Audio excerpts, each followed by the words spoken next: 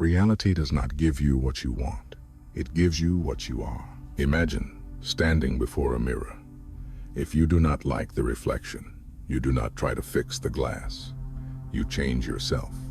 Most people spend their entire lives screaming at the glass, wondering why the image will not shift. The reason you feel exhausted is not because you lack discipline. It is because you are fighting a ghost. You have been told that happiness is a bridge you must build, a distance you must cross between here and there. But here is the illusion. Every time you say, "I want," your entire being resonates with, "I do not have."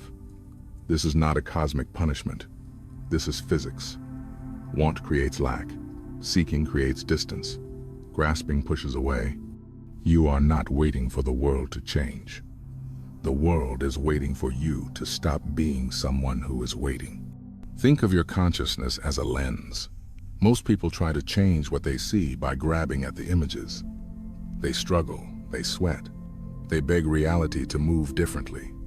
But the image is just light passing through the lens. To change what you see, you must change the lens itself. This is not manifestation. This is recognition. And what you are recognizing is staggering. You are not a separate observer looking at the universe. You are the universe, experiencing itself from this particular vantage point. The atoms in your hand were forged in the core of dying stars billions of years ago. The iron in your blood, the calcium in your bones, the oxygen you breathe, all of it was scattered across the cosmos and gathered here, in this moment, as you. You are not in the universe. You are what the universe is doing right here, right now. Every thought you think, every emotion you feel, every choice you make, this is the cosmos exploring its own nature. The same force that spins galaxies is the force reading these words. The same intelligence that grows trees and orbits planets is the intelligence looking through your eyes. You are not creating reality with your thoughts. You are recognizing that the quality of your consciousness determines what you notice, how you interpret, and how you respond. Someone anxious sees threats everywhere. Someone at peace sees the same world differently. The world did not change. The lens changed. And this lens, this consciousness you are, is the most extraordinary phenomenon in the known universe. You can reflect on your own existence. You can question reality itself. You can create art, feel love, contemplate infinity. Galaxies cannot do this. Stars cannot do this. Only you, only here, only now. But here is where it gets tricky. Most people try this for a day and then check to see if it worked. The moment you look for results, you have fallen back into seeking. Checking for proof is proof you are still identifying as someone who lacks. If you truly felt whole, would you constantly check to see if you were still whole? No. Wholeness does not need confirmation. It simply is. This is the paradox. The moment you stop needing it, it appears.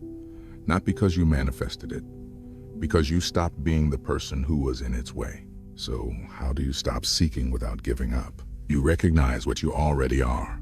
You are not a person waiting to become conscious. You are consciousness, temporarily believing you are a person. You are not a drop of water trying to reach the ocean. You are the ocean, briefly pretending to be a drop. The exhaustion you feel is not from the journey. It is from pretending the journey is real. You do not need to occupy a state.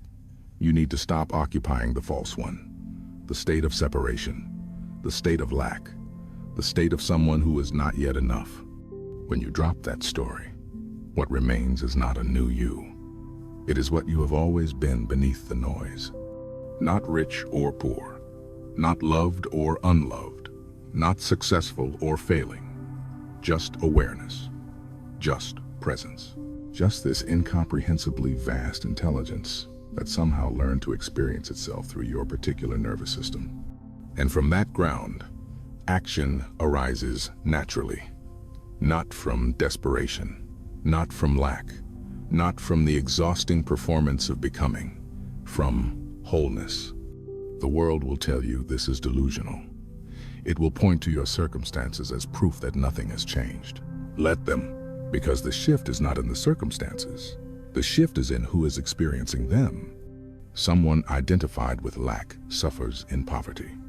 Someone who knows they are the universe wearing a temporary human mask can be poor without suffering. The poverty is the same. The person is not. This is not about denying reality. It is about no longer letting reality define you. You are not what you have. You are not what you have achieved. You are not what others think of you.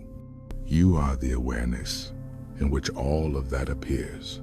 You are billions of years of cosmic evolution, finally aware of itself. You are stardust that learned to think, to feel, to wonder. And awareness cannot be poor. Awareness cannot fail. Awareness cannot be rejected. It simply is. The human experience you are having right now, with all its mess and beauty, its pain and possibility, this is the universe's gift to itself. You get to feel. You get to love. You get to create. You get to know that you exist. Most of the universe is cold, silent, unconscious. But here, in you, it wakes up. It looks at itself. It asks questions. It makes art. It dreams of what it could become. This is not a small thing. This is everything. So the question is not whether this works. The question is, are you ready to stop being someone who needs it to work?